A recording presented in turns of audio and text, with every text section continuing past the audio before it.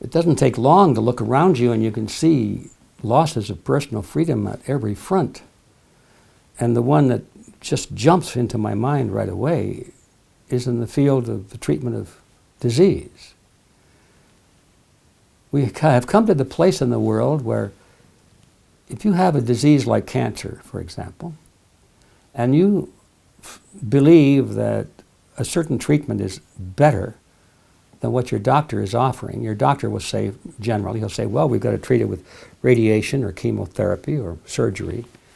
And if you read a book that says, well, yeah, those are fine, but nutrition is a better approach, has no side effects, has a higher rate of success, is cheaper, why don't you try nutrition? Why don't you try something that's found in nature instead of something that comes out of a test tube and is patented and very expensive?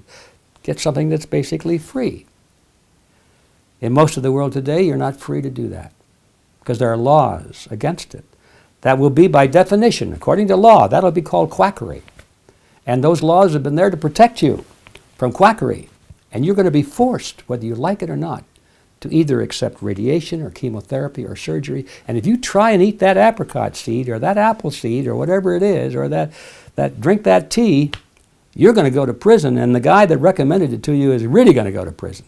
I can't think of a better example of loss of freedom than over your own body, the treatment of your own illnesses, where the government steps in and says, we know what is best for you, we know what is the best treatment, and then when you peel that off, you find out that that law was written by some pharmaceutical company who's selling chemotherapy drugs, and they paid off the politicians to write that law so that you now have to buy the chemotherapy.